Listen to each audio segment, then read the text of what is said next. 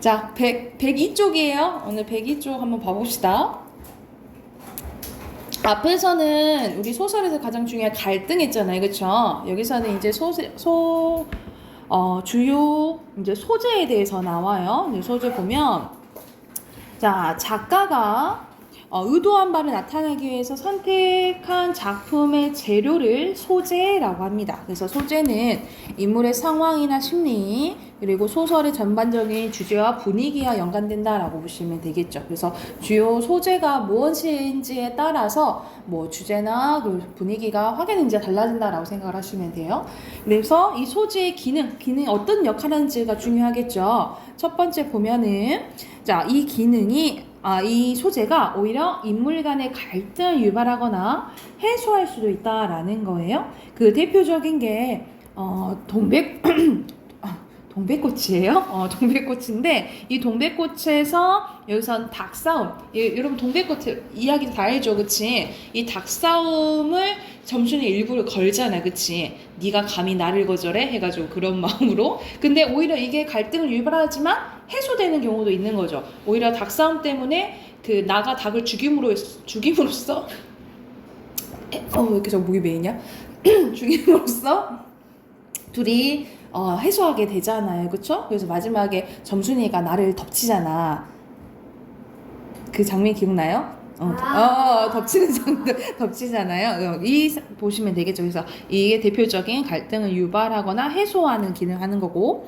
그리고 두 번째는 인물의 성격을 드러내거나 심리를 표현할 수 있다라고 보시면 돼요. 그래서 이런 소재들이 대표적으로 인물의 성격이나 심리를 드러내는 거는 오히려 시에서는 뭐라 하냐면 객관적 상관물이 하잖아요. 화자의 정서를 이제 불러일으키는 거, 이런 것들, 그것도 이제 하나의 소재가 되겠지. 소설에서도 마찬가지다라고 보시면 되고요.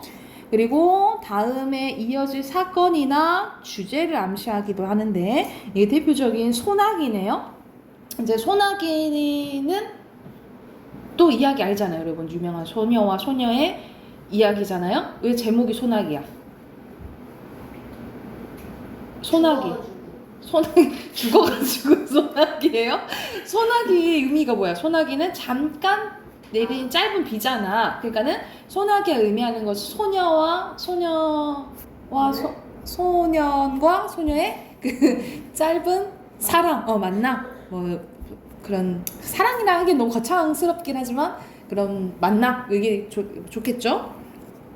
그리고 장면의 전환을 유도하거나 새로운 분위기를 만들어주기도 하고요. 또는 장면을 자연스럽게 이어주는 역할을 하는데, 이게 대표적인 게 여기서 회중시계가 나오는데 대표적인 이거 껍빗단니 이야기예요. 껍빗단니. 그 이인국 박사가 회중시계를 보면서 과거에 자기가 일제강점기 때, 그리고 자기가 해방 후에 어떻게 이제 생활했는지에 대해서 거슬러 올라가서 이야기를 하잖아요. 이 역할하는 거라고 생각을 하시면 됩니다. 그래서 크게 여기서는 소재의 역할이 5가지 나와 있다라고 보시면 되고, 해당하는 예시 옆에 이제 한번 봐볼게. 첫 번째는 빈칸 넣는 거 나오네요. 소재는 작품의 전체적인 뭐 형성해줘요? 분위기 형성해주고, 두 번째는 소재는 인물 간의 갈등을 유발하거나 해소시켜준다라고 했죠. 그리고 소재는 이어질 사건을 암시하거나 또는 주제를 나타낸다라고 보시면 됩니다. 각각 빈칸 채웠죠.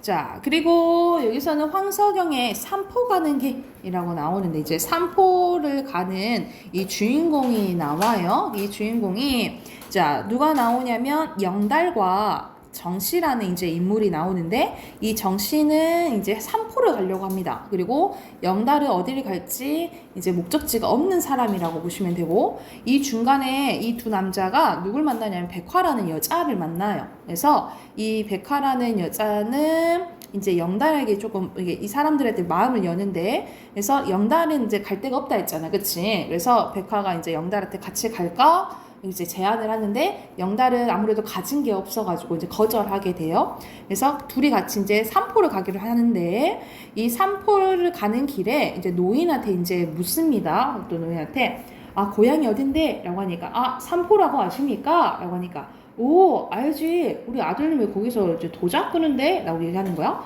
삼포에서요? 그러니까 도자 끈다는 것은 이제 그 공장에 필요한 이런 운송기구? 뭐 이런 거 생각하면 되겠죠? 어디 공사 벌일 때가 됩니까? 고작 해야 고기잡이나 감자 매는 데인데요. 그러니까는 이 정 씨는 자기 고향을 떠나온 지 오래된 거야. 그러니까는 그때의 과거만 생각한 거지. 삼포에 거기 공사할 때가 그렇게 없을 텐데, 해봤자 고기잡이나 감자나 캐면서 살 수 있는 데인데요. 라고 하니까, 아이고, 몇 년 만에 가는 거요? 10년 만에 갑니다. 라고 하니까, 아이고, 말도 마고, 거기 지금 거의 육지 됐어. 바다에 방뚝 쌓아놓고 추락이 맺을 때 돌을 실으면 않는다고. 뭐 때문이에요? 낸들 하나 뭐 관광 호텔을 짓는다면서 복잡하기가 말할 데 없대. 그래서 선생님이 지금 세모 친 어휘들은 기존의 이제 삼포의 모습과 달라진 모습을 나타낸 어휘라고 생각하시면 돼요. 동네는 그대로 있을까요? 그대로가 뭐요? 맨 천지에다가 공사판 사람들까지 장까지 섰는 걸, 공사판 사람들에다가 시장까지 막 만들어지고 예전과 많이 다르다라고 얘기를 하는 거야. 그럼 나룻배도 없어졌겠는데요? 바다 위에 신장로가 났는데 새로운 길이 생겼는데 나룻배는 뭐 했소?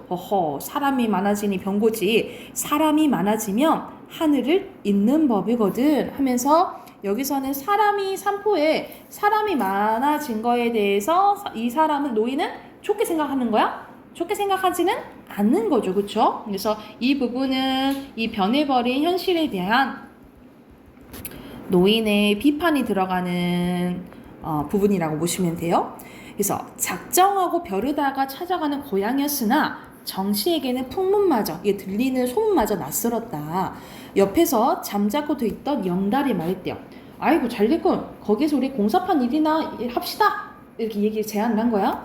그때 기차가 도착했다. 정씨의 발걸음은 내키지 않았다. 왜 그러냐면 마음의 정처를 잃어버렸기 때문이다. 그러니까는 왜 그래? 내가 가려던 고향은 내가 떠났던 자기가 꿈에 그렸 과거의 삼포잖아요. 그쵸? 근데 과거의 고향과 달라졌기 때문에, 그치? 그러니까는 과거의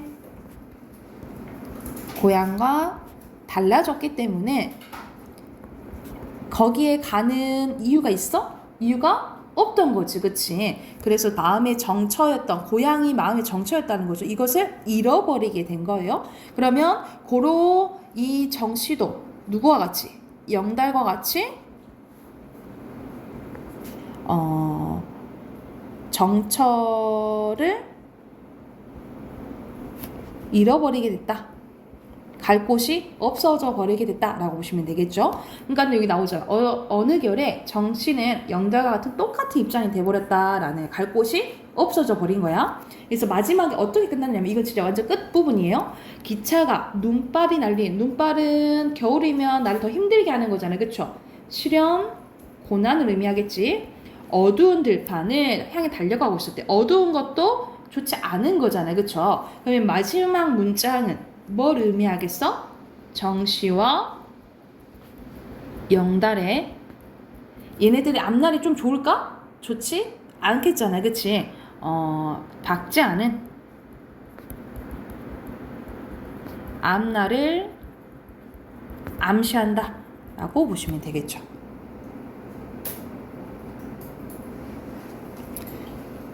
그래서 여기서는 이렇게 산업화, 이렇게 많이 바뀌는 건 산업화잖아. 그치? 산업화 도시화의 고향을 이제 상실한 사람들에 대한 애환이 드러난 부분이라고 보시면 돼요. 자, 그럼 1번 가보자. 이 소설은 삼포라는 가공의 지명을 소재로 하여 정씨와 같은 하층민의 고된 삶에서 벗어나 마음의 안식처인 고향을 찾아가는 길을 그리고 있다라고 보시면 돼요. 그래서 이거는 그러니까 약간 목적지를 향해서 가는 거잖아. 그치? 우리가 뭐 여행 가는 거나 아니면은 뭐 어디 갔다가 돌아오는 것을 여로형 소설이라고, 여로형 구조라고 하거든요. 어딘가 떠나거나 뭐 여행 갔다 다시 돌아오거나 이런 거 여로형 구조라고 해요. 그래서 이건 여로형 구조 소설이라고 보시면 되고, 정씨의 고향은 관광호텔 신장로가 들었을 정도로 산업화가 진행 중이죠. 맞죠? 그리고 정씨의 영달은 삼포에 기대감 있어요? 아니, 실망했잖아요. 그쵸? X라고 보시면 되겠죠? 네, 넘겨서 자, 소재 플러스 이제 배경에 대해서 볼게요. 배경도 엄청 중요한 역할을 하잖아요. 그치? 왜냐면 소설 구성의 3요소 중에 하나잖아요. 그죠? 문학 작품에서 인물이 활동하고 사건이 일어나는 시대적, 사회적 환경이나 장소를 얘기를 하는데 독자는 배경을 통해서 인물의 심리, 사건 전개 방향 등을 파악할 수 있고 작가는 작품의 현실성과 분위기를 조성할 수 있다라고 보시면 돼요. 자, 그래서 종류에는 크게 자, 선생님이 보통 알려줄 때는 배경을 크게 두 가지 알려주거든요. 자연적 배경과 사회적 배경을 보통 알려줘요. 자연적 배경은 구체적인 시간이나 장소, 공간적 배경을 묶어서 자연적 배경이라고 해요. 그리고 사회적 배경은 인물들이 활동하는 시대적 상황이나 역사적 상황, 정치, 종교, 그리고 문화, 계층 등 다양한 사회적 문제가 포함된 게 사회적 배경이라고 보시면 돼요. 그러니까 배경도 배경인데 시간도 시간인데 우리가 보통 잘 문화 작품에서 잘 나오는 배경이 뭐 일제강점기라든지 아니면은 독재 정권 있는 시기라든지 이런 것들은 사회적 배경에 가까울 때가 많겠죠. 그렇죠? 근데 보통 이렇게 두 가지라고 나오는데 가끔 가다가 우리가 어떤 소설이 있냐면 이 인물의 의식의 흐름에 따라서 서술되는 소설이 있어요. 그럴 때는 심리적 배경이 되게 중요하다라고 보시면 돼요. 심리적 배경은 인물의 심리 상황이나 독특한 내면 세계, 사건 전개보다는 인물의 심리를 중심으로 봤을 때 봐야 될 게 말 그대로 심리적 배경이라고 보시면 돼요. 그리고 상황적 배경인데 상황적 배경은 뭐 잘 이것까지는 안 봐도 될 것 같아요. 그래서 크게 이렇게 세 가지 배경 생각을 하시면 돼요. 자연적 배경, 심리적 배경, 사회적 배경 이렇게 생각을 하시면 되고 자, 기능 봐볼게요. 기능하도 역할이지? 배경의 역할 봐볼게. 첫 번째, 작품 내용에 사실감을 부여합니다. 그래서 말 그대로 뭐 여기서는 전쟁, 평양, 구체적인 아니면 예를 들어서 뭐 갑오개혁에는 갑오개혁, 6.25 전쟁이면 6.25 전쟁 이런 것들은 실제 일어났던 사건이잖아, 그치? 그런 게 등장하면 당연히 아 이거 진짜 있었던 일 아닐까? 라는 사실감을 부여한다라고 보시면 되고요. 두 번째, 작품의 전반적인 분위기를 형성하는데 이 대표적인 게 뭐라고 생각하시면 되냐면 운수 좋은 날 생각하시면 돼요. 운수 좋은 날을 어떻게 시작을 하면 비가 추적추적 내리면서 시작을 해요. 그러면 추적추적 시작하는 것은 아무래도 좋지 않은 것을 암시하겠지, 그치? 그래서 작품의 전반적인 분위기를 형성해주고 인물의 심리 또는 사건의 전개 방향을 암시해주기도 합니다. 그래서 여기서는 뭐 폐허가 되어버린 고향을 통해서 권력의 심리를 뭐 드러낸다라고 보시면 되고 소설의 전체적인 주제를 알려주는 것도 배경 역할이라고 보시면 돼요. 그래서 크게 네 가지 나왔네. 작품 내용의 사실감 보여주고 전반적인 분위기 만들어주고 그리고 인물의 심리, 사건 전개 방향, 소설의 주제를 알려주는 게 배경의 역할이다라고 보시면 됩니다. 자, 그러면 또 옆에 예시 한번 봐볼게요. 여기서는 순서대로 이렇게 연결하시면 되겠죠?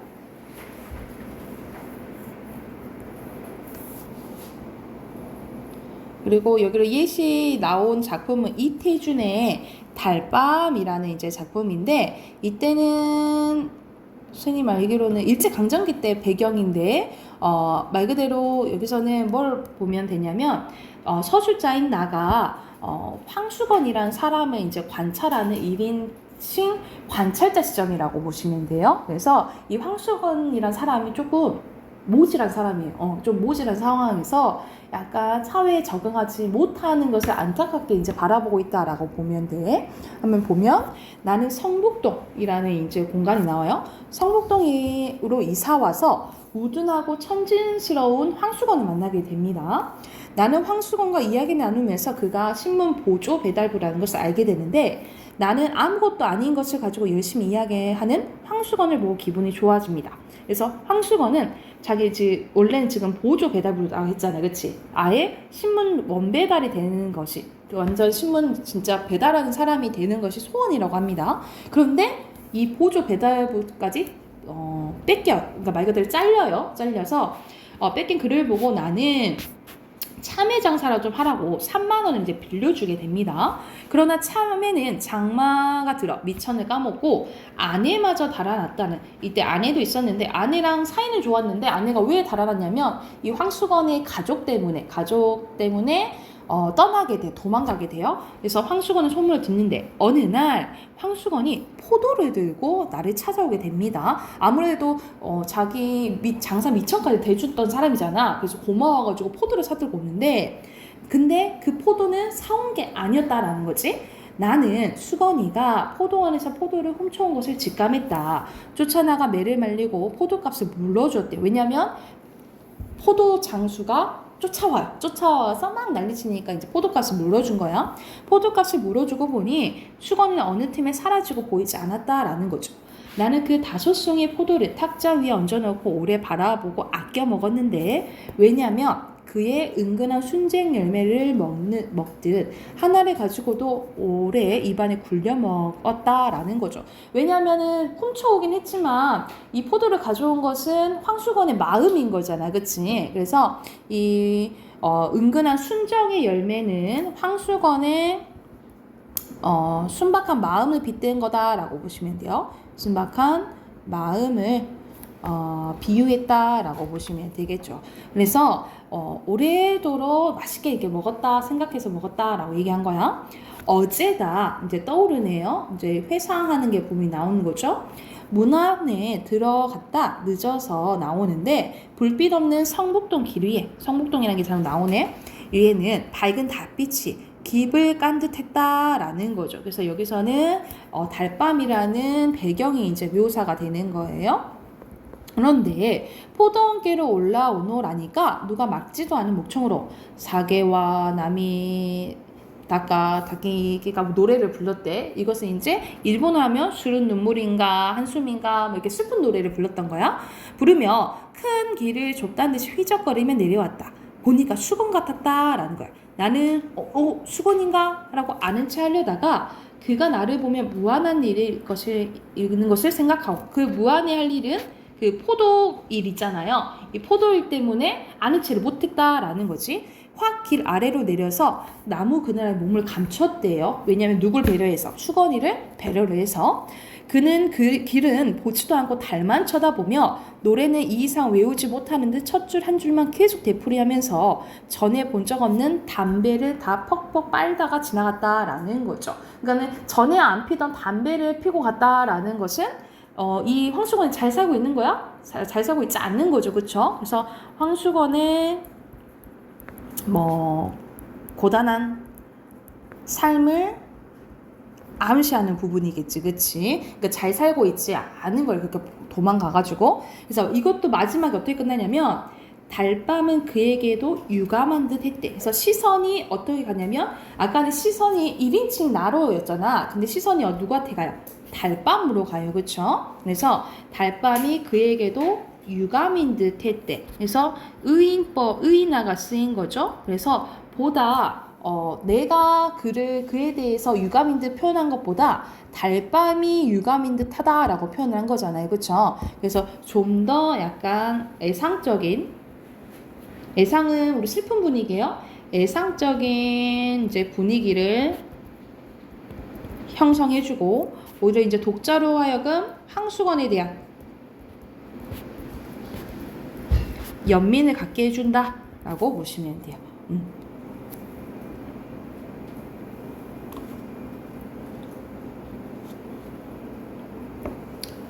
자, 그러면 윗글에 공간적 배경 나오면 공간적 배경은 성북동이라고 나오죠, 그쵸? 성북동이고요. 자, 결말 부분에서 황수건이 달밤을 배경으로 걸어가는 장면은 애상적이지만 서정적인 분위기를 만들고, 이를 통해서 거의 주제를, 그러니까 마지막 부분은 거의 주제를 알려준다라고 생각하시면 돼요. 이를 통해 사회적 약자가 그 황수건이죠? 사회적 약자에 대한 연민을 보이는 서술자의 시선을 효과적으로 드러내는 게 마지막 부분이라고 생각을 하시면 됩니다. 이해가 됐을까요? 그러면 이거는 작품은 다음 시간에 하고요. 비문학 할게요. 어저께 비문학 안 했잖아요, 그죠? 오늘 비문학 할게. 비문학 15거든요. 96쪽 펴시면 됩니다. 96쪽.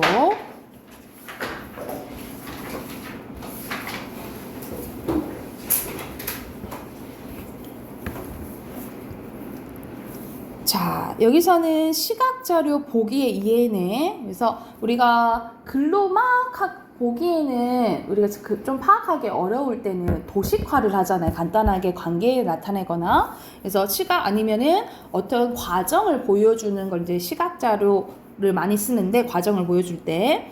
먼저 보기의 시각자료 지문 내용 적용입니다. 아예 보기 문제 자체에서 시각자료가 나오는 경우가 있다 이 말이지. 그래서 지문과 관련된 시각자료가 보기로 제시되고 지문의 내용을 바탕으로 그 시각자료를 해석할 수 있는지에 대한 묻는 문제가 나온다라는 거야. 그래서 이럴 때는 먼저 문제의 발문과 보기의 시각자료를 보고, 그러니까 먼저 시각자료를 보고 이거에 대해서 나오겠네.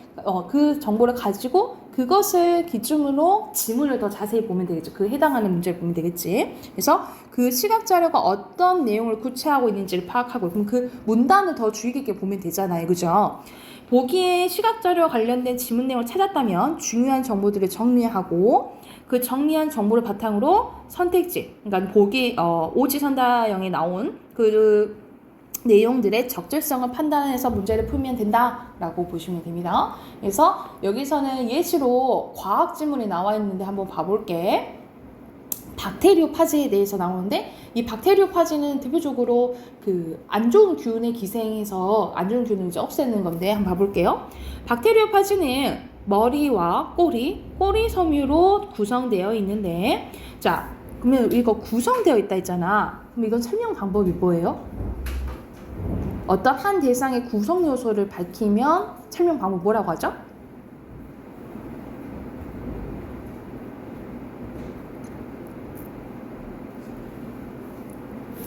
분석이라 하죠. 분석. 그래서 분석이 쓰였다라고 보면 되겠지. 자, 박테리오 파지에 대해서 나옵니다. 머리는 다면체로 되어 있고 그 밑에는 길쭉한 꼬리 밑에는 갈고리 모양의 꼬리 섬유로 붙어 있는데, 머리에는 박테리오 파지의 핵심이라 할 수 있는 유전 물질인데, 머리에 유전 물질이 있대요. 이 유전 물질은 단백질 껍질로 보호되어 있대요. 꼬리는 머릿속의 유전 물질이 세균으로 이동하는 통로 역할을 하고, 꼬리 섬유는 세균에 단단히 달라붙는 기능을 한다라고 보시면 되겠죠. 그래서 각각 머리, 꼬리 섬유가 어떤 역할을 하는지에 대해서 나와 있어. 박테리오 파지는 증식을 위해 세균을 이용하는데 박테리오 파지가 세균을 만나면 우선 꼬리 섬유가 세균의 세포막 표면에 존재하는 특정한 단백질, 다당류 등을 인식하여 복제를 위해 이용할 수 있는 세균인지 먼저 확인한대요. 너 복제할 수 있니? 먼저 확인하는 거야. 그리고 이용 가능한 세균인 경우 갈고리 모양의 꼬리 섬유로 세균의 표면에 달라붙는데요. 이게 과정인 거죠. 세균 표면에 자리를 잡은 박테리오 파지는 머리에 들어있는 유전 물질만을 세균 내부로 침투시킨대. 이 과정이 좀 나오는 거야. 세균 내부로 침투한 박테리오 파지의 유전 물질은 세균 내부의 DNA를 분해를 합니다. 그리고 세균의 내부 물질과 여러 효소 등을 이용하여 새로운 박테리오 파지를 형성할 유전 물질과 단백질을 만들어낸대요. 이렇게 만들어낸 유전 물질과 단백질이 조립되면 아예 새로운 박테리오 파지가 복제되는 거예요. 신기하지, 그치? 이런 식으로 이 복제 과정이 이루어진다라는 거예요. 그래서 여기서는 복제를 하는 설명 방법은 과정이 되겠죠, 말 그대로. 박테리오 파지는 독성 파지와 용원성 파지가 있는데, 이거에 대해서 설명 나와요. 독성 파지는 충분한 양의 박테리오 파지가 복제되며 복제를 중단하고 세균의 세포벽을 파괴하는 효소를 만든대요. 그러니까 세포벽을 파괴한다는 거야. 그럼 파괴하는 걸 딱 보니까 이 과정을 보면은 이건 뭐라고 알 수 있는 거야. 이건 독성 파지구나 파악할 수 있는 거잖아요. 그렇죠? 이 말을 통해서. 그리고 이 효소로 세균의 세포벽을 터뜨리고 외부로 쏟아져 나온대요. 딱 쏟아져 나온다라고 했잖아요. 그렇죠? 이와 달리 용원성 파지는 세균을 이용하는 것이 독성 파지와 같지만 세균을 파괴하진 않는데요. 대신에 얘는 기생해서 자꾸 살고 세균이 분열에 따라 같이 늘어난다라는 거죠. 그러니까 여긴 달리 나왔으니까 이걸 용원성 파지라고 하면 완전히 틀린 거겠죠. 그죠? 그러면 해당하는 문제가 옆에 있어. 한번 봐볼게. 위 글의 시각 자료가 어떤 과정을 나타내는 거냐면 전체적으로 봤을 때는 박테리오파지의 복제 과정에 대해서 나오는 거죠. 복제 과정에 대해서 그림으로 표시를 한 거고, 자, 순서를 맞추는 게 2번 문제에 나와요. 가장 먼저 뭐가 일어나야겠니? 먼저 이게 복제 가능한 건지 확인해야겠죠. 그쵸? 그러면 디귿이겠죠. 디귿. 그 다음에 침투시켜야겠지. 그치? 그러면 니은이겠죠. 그죠? 그런 다음 만들고 복제돼야겠지? 이 순서가 되겠죠? 디귿, 니은, 리을, 기억 순서가 되겠죠. 자, 그리고 밑에는 독성 파지와 용언성 파지. 독성은 세포 벽을 파괴한다 했죠? 그치? 그러면 이렇게 표시하면 되겠지. 그치? 그리고 내용 확인하는 문제 봐보자. 4번에 보면은 A 결과, 그 그림에 있는 맨 처음에 A 얘기를 하는 거예요. A 결과 이용 불가능한 세균을 판명되면 복제하겠어? 안 하겠잖아. 그치? 그럼 맞겠죠. O. 2번에 D 봐보자. D 부분에서 복제가 지금 된 거잖아요. 그쵸? 그러면 복제는 됐는데 세포하는 분열 과정에서 나오는 거야? 이거는 우리가 보기 봤을 때 결과적으로 이게 독성 파지인 거 알잖아요. 그쵸? 여기서는 세포 분열 과정에서 새로운 박테리오 파지가 복제돼요? 아예 외부로 쏟아져 나오잖아. 그치? 분열하는 과정입니까? 기생하는 것은 뭐였어? 용언성 파지였잖아. 그치? 기생하는 게 틀렸지? X예요. 그리고 E에서는 복제된 박테리오 파지가 세포 밖으로 터져 나오는 거 보면 독성 파지가 맞겠죠. 그쵸? 그리고 B, C, 박테리오 파지의 유전 물질이 세균에 침투하여 새로운 물질을 만드는 과정입니까? B, C는 침투하고 늘어나네. 그치? 맞겠죠? D, E를 보면은 이거 용언성 파지야? 독성 파지라 했잖아. 그치? X가 되겠죠. 이해됐나요? 그러면 여기서는 시각자를 어떻게 확인하는지에 대한 내용이 나오거든요. 98쪽부터 101쪽까지 문제 풀고 답 확인할게요.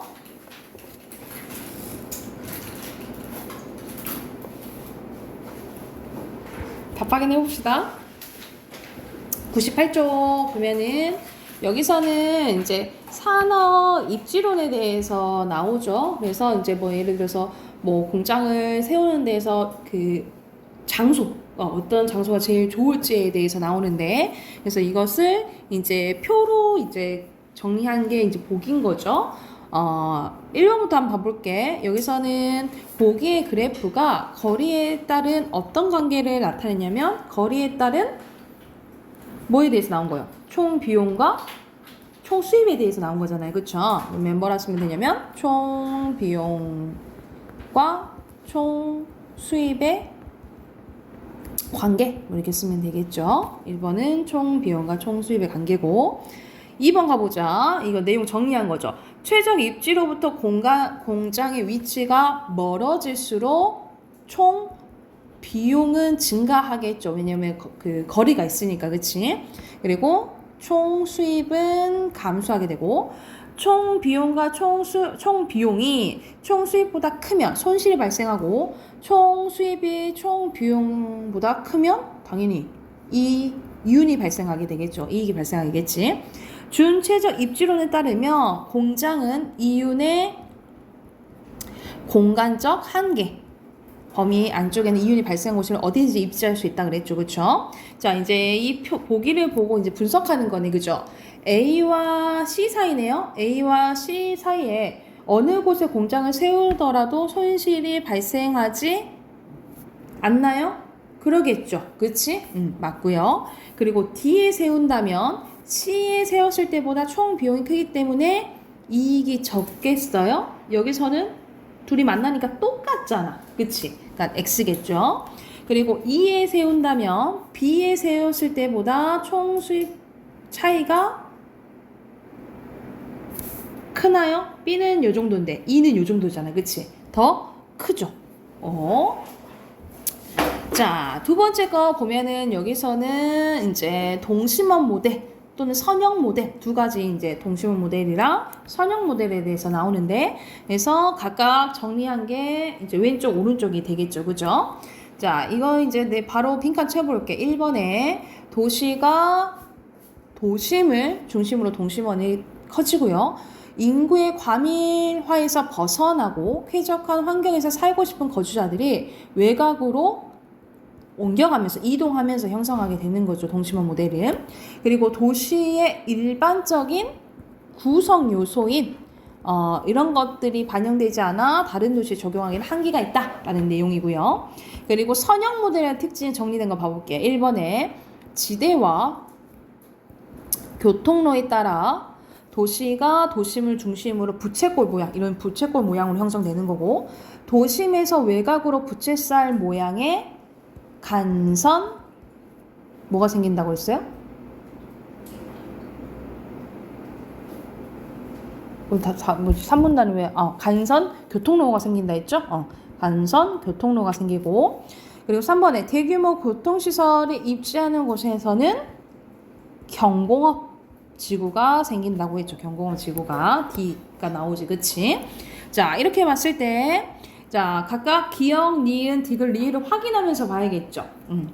1번 도시 내부 구조는 기역, 도심을 중심으로 형성된다 했죠. 그리고 2번에 인구유입과 환경 요인 등으로 니은, 외곽 지역이 형성된 거 맞죠? 그래서 이동해 간다 했잖아요. 그치? 그리고 대규모 교통시설이 입지하는 곳에서는 디귿, 경공업 보면은 위에 보면은 경공업 지구가 형성된다 했죠. 5고요. 지대가 싼 저급 주거 지구는 리을에 인접하겠어요? 오히려 고급 옆에는 중급이 생긴다 했잖아요. 그쵸? X겠죠. 자, 뒤에는 앞에서 했던 거 해당하는 거는 바로 문제 확인할게요. 답 확인할게요. 1번의 내용 일치 문제네요. 알맞지 않은 것은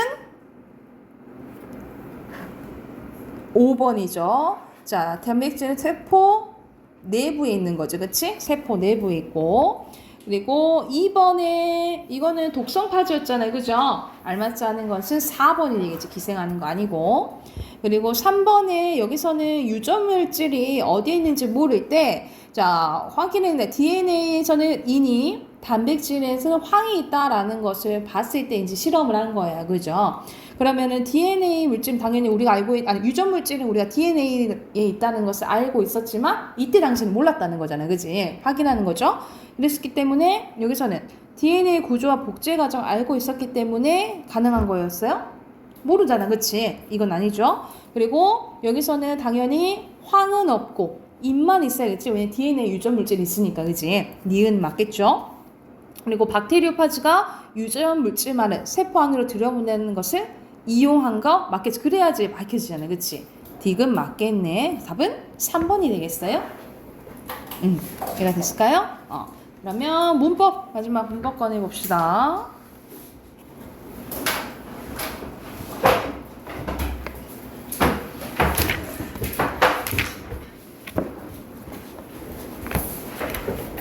(193쪽이에요)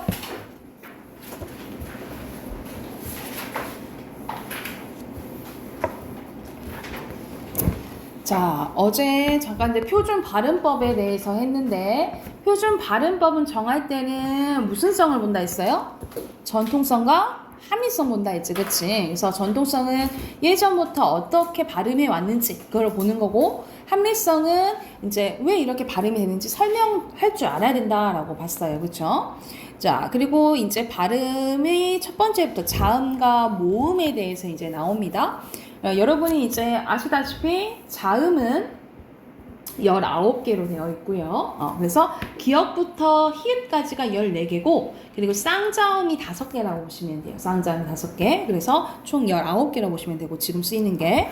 그리고 표준의 모음은 총 21개인데, 단모음 10개에다가 이중모음 11개라고 보시면 되겠죠. 그래서 21개야. 그래서 자음과 모음이 합해서 총 40개라고 보시면 됩니다. 우리 지금 쓰고 있는 자음과 모음은 총 합쳐서 40개라고 보시면 되고, 자, 여기서는 우리가 아까 선생님이 단모음이 10개고 이중모음이 11개라 했잖아요. 그쵸? 그래서 보통 단모음 10개는 외우라고 하는데, 이에, 위에, 의와 우오, 이 단모음은 말 그대로 단모음으로 발음한다 라고 보시면 되고, 근데 붙임에서 왜랑 위는 단모음이잖아요. 근데 이중모음으로 발음할 수 있다라고 보시면 돼요. 그 예시가 예를 들어서 우리가 왜가를 어떻게 그냥 왜가 이런 식으로 단모음으로 할 수도 있지만 왜가 이런 식으로 이중모음으로도 가능하다라고 보시면 돼요. 이게 대표적인 예시라고 생각을 하면 돼.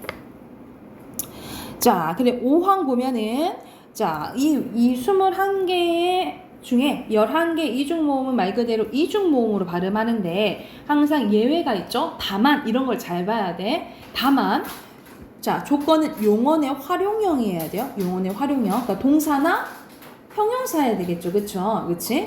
용언의 활용형에서 처는 발음하기도 어려워. 그치? 그래서 어떻게 발음하냐면 이거는 처로 발음합니다. 이중모음을 아니고 바로 단모음으로 발음해요. 처로 발음한다라고 보시면 돼요. 그래서 그리고 다쳐. 그러니까 쓰기는 여로 쓰지만 발음은 어로 한다라고 보시면 돼요. 그리고 다만 이 봐볼게.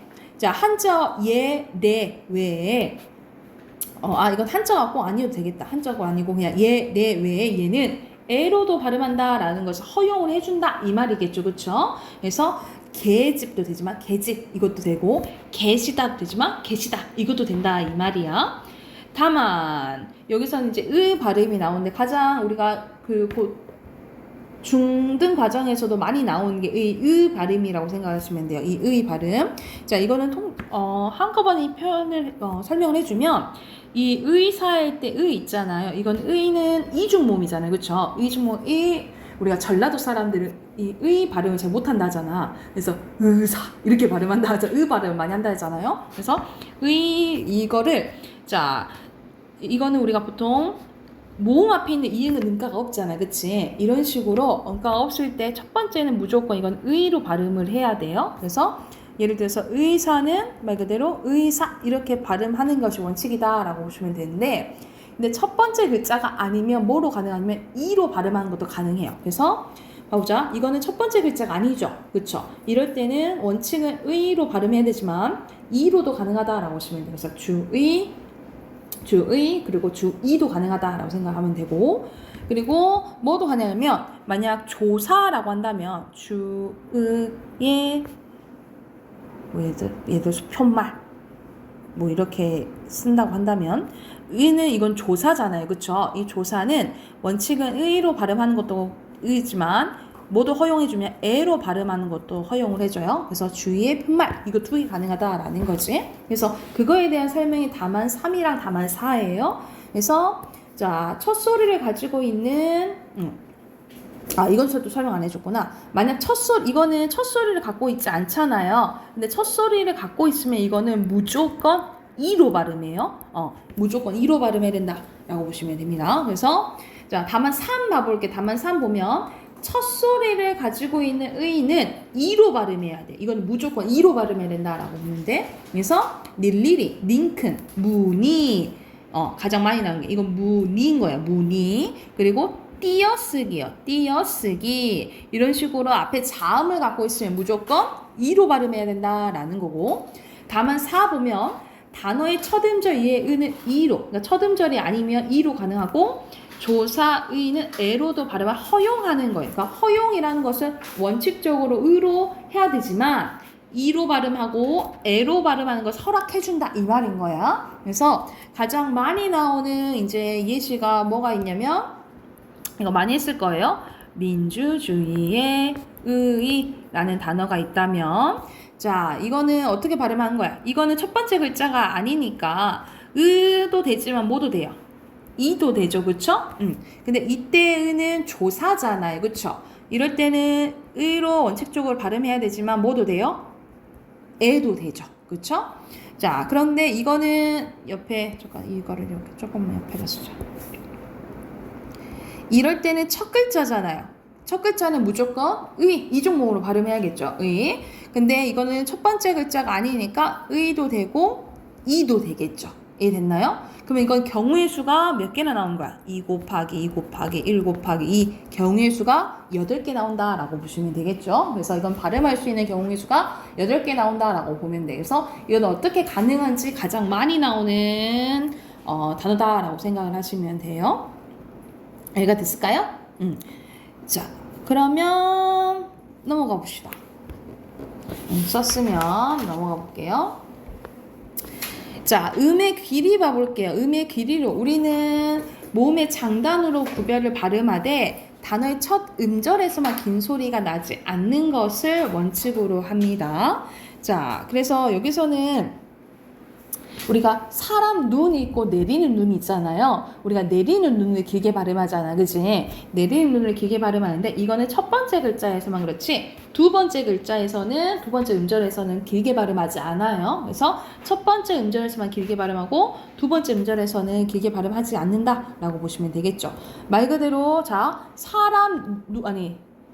내리는 눈을 길게 발음하고 내리는 눈 그리고 사람 말을 길게 발음해요. 사람 말 그리고 먹는 밤을 길게 발음한다라고 보시면 돼요. 그래서 여기서 말씨 나오죠. 말 그리고 먹는 밤 이렇게 발음한다라고 생각하면 돼요. 근데 두 번째 음절에서는 길게 발음하지 않는다 이렇게 보시면 되겠죠.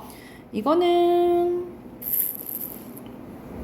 여기서는 제7항 봐볼까? 제7항 보면은 긴 소리를 가진 음절이라도 다음과 같은 경우에는 짧게 발음하는데 뭐 예를 들어서 단음절이 짧은 말이지 단음절이 용언 어간의 모음을 시작할 때는 어미와 결합할 때 그러니까 감따 원래 이제 기본 영어 발음할 때는 길게 발음하는데 가문이 그러니까 활용형에서는 굳이 길게 발음하지 않는다 이 말이에요. 그런데 다음과 항상 예외는 있죠.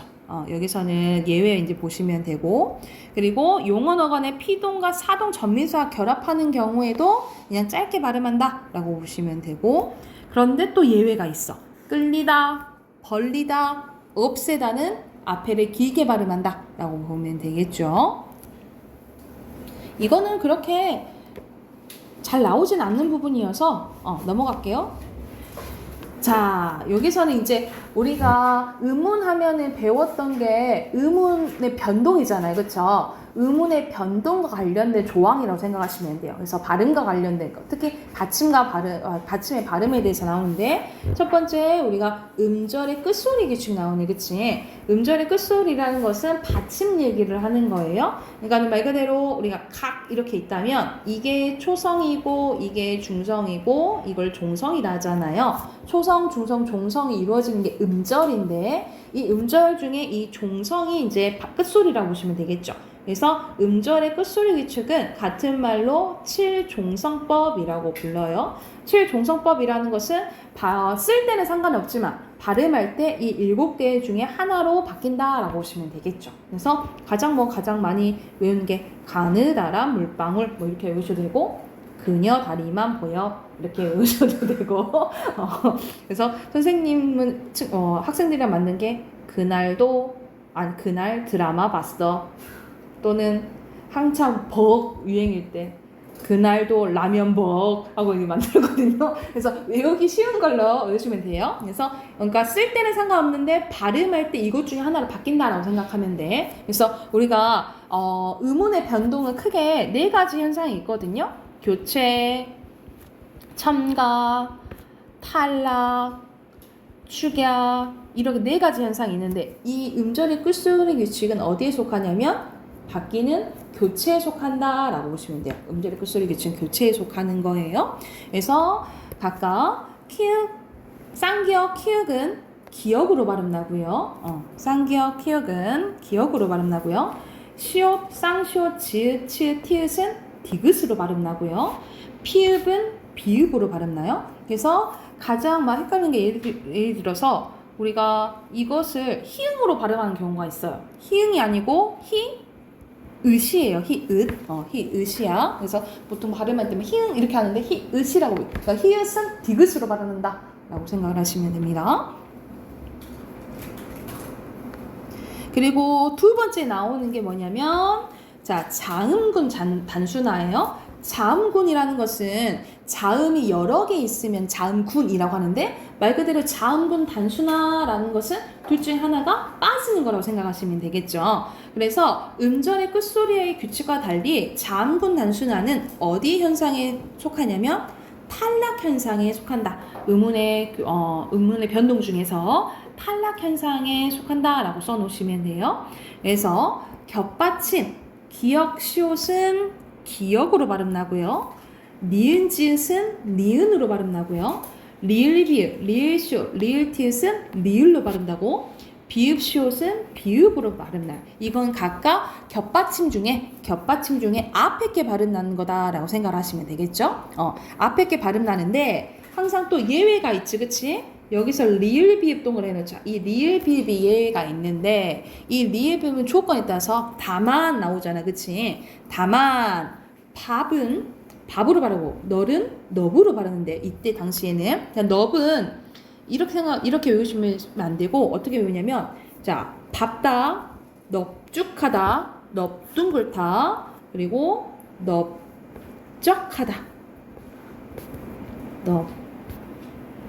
넙적하다 넙적하다 이거 네 개만 비읍으로 발음난다라고 보시면 돼요. 비읍으로 발음난다 생각하면 돼. 다시 밥다, 넙죽하다, 넙적하다, 넙둥글다 이것만 비읍으로 발음난다라고 생각하시면 돼요. 그러면 선생님 그러면 이거는요. 이거는 그냥 넓다예요.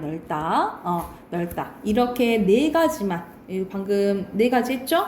이 네 가지만 비읍으로 발음나고 나머지는 리을이라고 생각하시면 돼요. 그래서 다시 한번 리을 비읍은 리을이 원칙인데 예가 네 가지 있다고요. 밥다, 넙적하다, 넙죽하다, 넙둥글다 이것만 비읍으로 발음난다라고 생각하면 돼.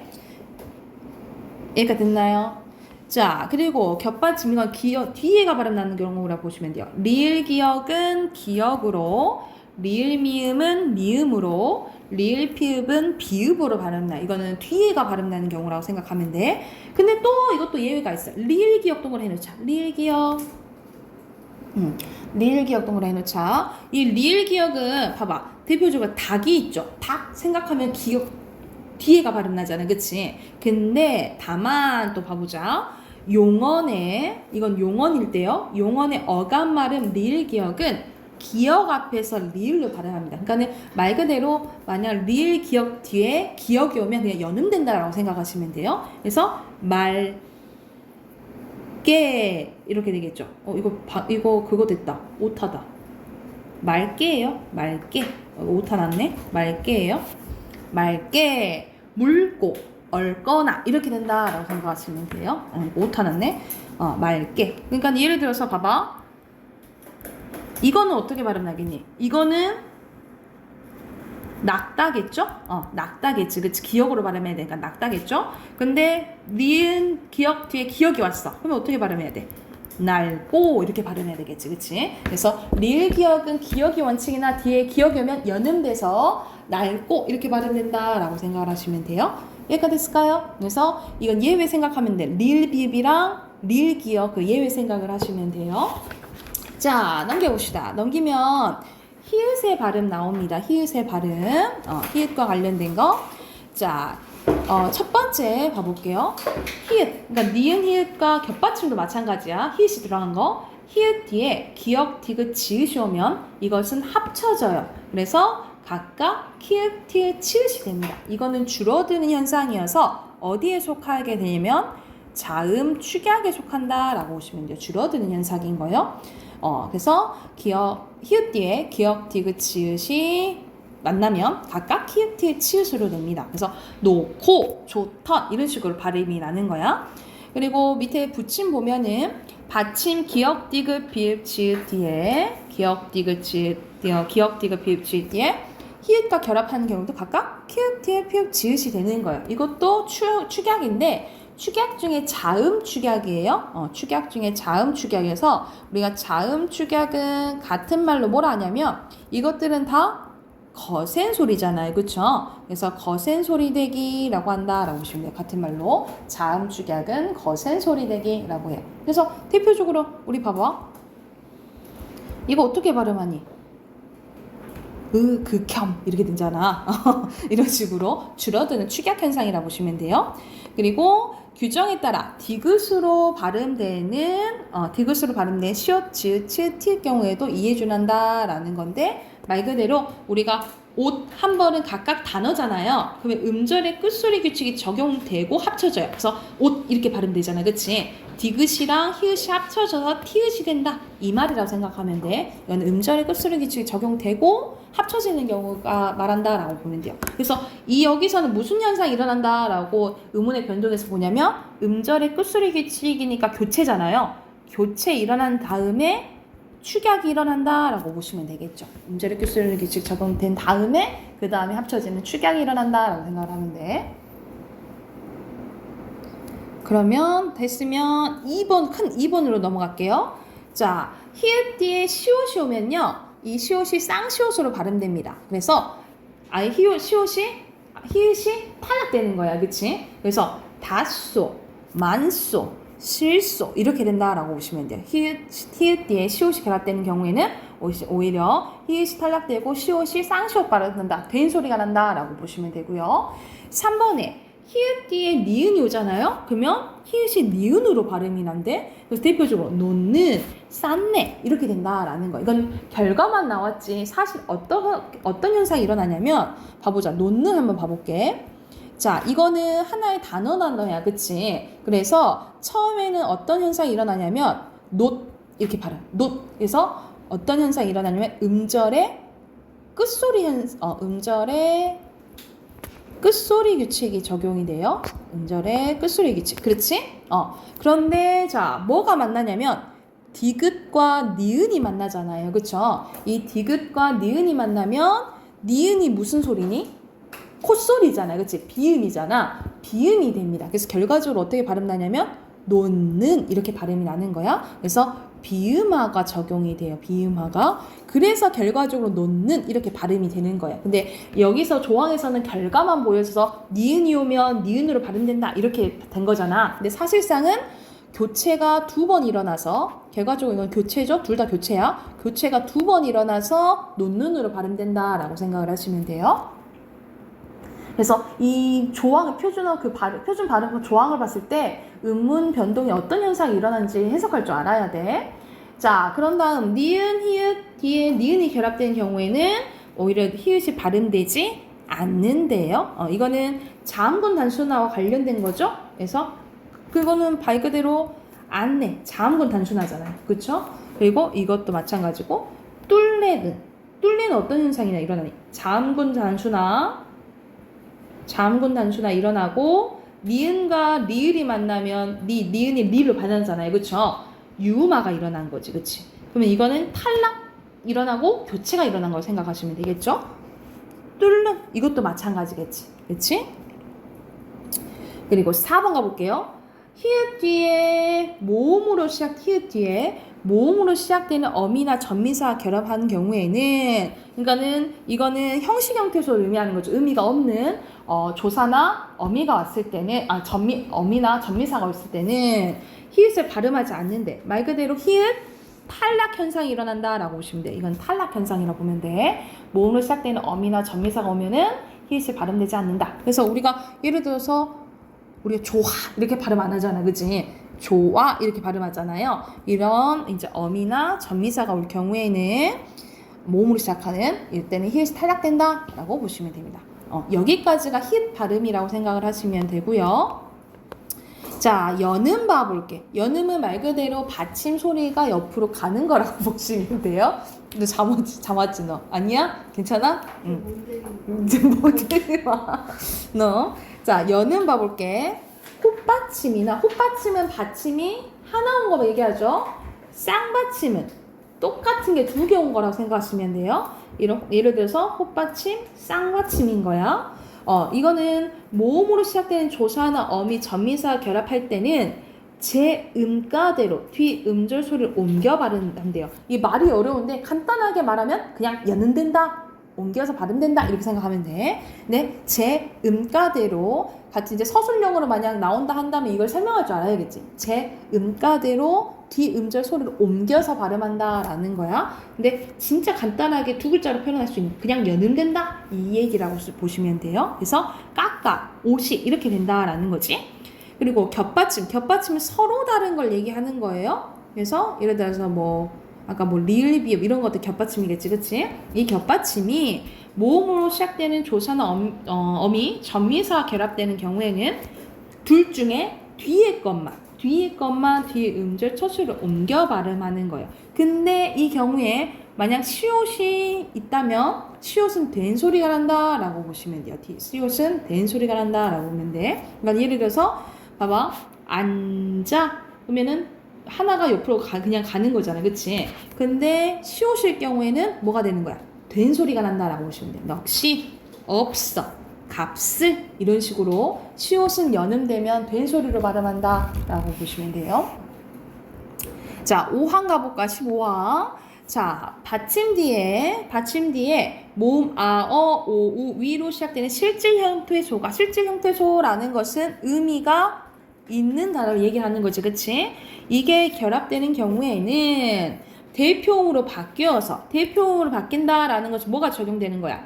음절에 끝소리 규칙이 적용되는 거다라고 보시면 돼요. 음절의 끝소리 규칙이 적용되고 그 다음에 음절의 첫 소리로 옮겨 발음한다라고 보시면 돼요. 자, 대표적으로 밑에 밭 아래 봐볼게. 자, 음이 있죠? 그리고 아래라는 게 의미가 있잖아, 그치? 이럴 때는 밭 아래 이렇게 안 한다 이 말이 바로 연음되는 게 아니고 밭 이런 식으로 음절의 끝소리 규칙이 적용이 되고 그 다음에 연음된다라고 보시면 돼요. 그러니까 바다래가 된다라고 보시면 되겠죠. 바다래 이렇게 된다라고 보면 되겠지. 이해됐나요? 그럼 예를 들어서 옷 위 이것도 옷 위 둘 다 의미가 있잖아. 우리 옷이 이렇게 안 하잖아, 그치?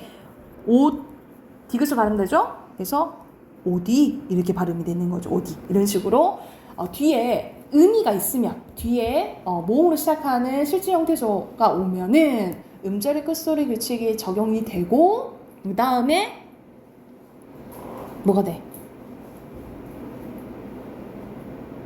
연음된다 라고 생각하시면 되겠죠. 자, 그리고 맛있다와 멋있다가 있는데 선생님 이거 설명해줬죠? 이거 설명해줬죠? 허그 얘기하면서 해줬죠. 그죠? 그래서 원래는 원칙은 뭐야? 맛있다가 원칙이잖아. 그치? 맛있다가 원칙인데 맛있다, 멋있다도 허용해준다 라고 보시면 돼요. 그리고 여기서 겹받침의 경우 그중 하나만 옮겨 발음한다 라는 건데 그냥 연음되는 거 얘기하는 거죠? 그래서 넘어가 볼게요. 그리고 여러분 이거 알아야 되는 게 우리가 기역부터 자음, 자모 이름인데 받침을 연음하되 예외가 있어요. 디귿, 읒, 읒, 키읔, 티읕, 피읕, 히읗 같은 경우에는 원래 연음대로 하면은 어떻게 발음해야 되니? 디귿이 이렇게 발음해야 되잖아요. 원래는 디귿이 이렇게 발음해야 되는데 디귿이 이렇게 되고 그리고 지으지 지으지 이렇게 안 되네. 지으시 치 이렇게 해야 되는데 치가 아니고 치으시 이렇게 된다라는 거죠. 그치? 그리고 키가 아니고 키읔이 티읕이 피읕이 히읗이 이렇게 된다라고 보시면 돼요. 이게 예외라고 생각을 하면 돼. 그러니까 이거는 발음이 자연스럽게 되는 거니까, 그치? 디귿이, 지읒이, 치읒이, 키읔이, 그리고 티읕이, 그리고 피읕이, 히읗이 이렇게 보시면 돼요. 여기까지 됐을까요? 그러면은 여기서는 우리가 계속 하기 너무 많으니까 양 너무 많거든요. 이 양이 너무 많은데 우선은 해당하는 오늘 문제 몇 개만 한번 풀어보자. 우선 네 문제 풀게요. 209쪽부터 206쪽에 209번부터 212번까지 풀어볼게요. 209번부터 212번까지 네 문제 풀고 답 확인해보자.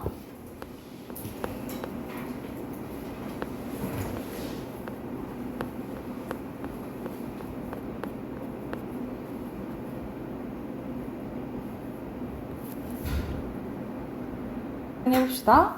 여기서 209번에서는 옳은 거 고르는 거잖아. 그치? 옳은 것은 5번이 되겠고요. 5번. 자, 그리고 210번에 보면은 너무 딱 보이지? 잘못된 게 동력해서겠죠? 연음되니까. 그치? 1번이에요. 그리고 211번에는 이거는 비로 발음돼야겠지. 그치? 여덟비로 발음돼야 되고 2번엔 몫을 된 소리 나야겠죠. 그쵸? 그리고 3번에는 비음아 일어나가지고 어떻게 되겠어? 흑맛 이렇게 발음 되겠죠. 비음아까지 일어나서 흑맛.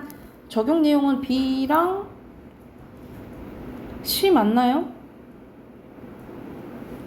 C 맞지, 그치?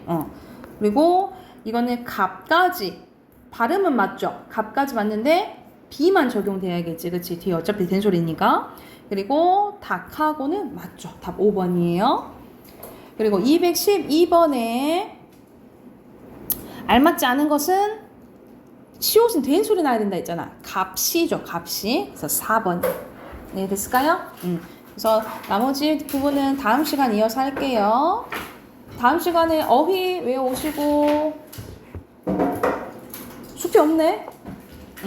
어휘만 잘 외워오세요. 자꾸 포기하지 말고 어휘 자꾸 하기 싫어가지고 안 해오지 마. 충분히 봐야겠지?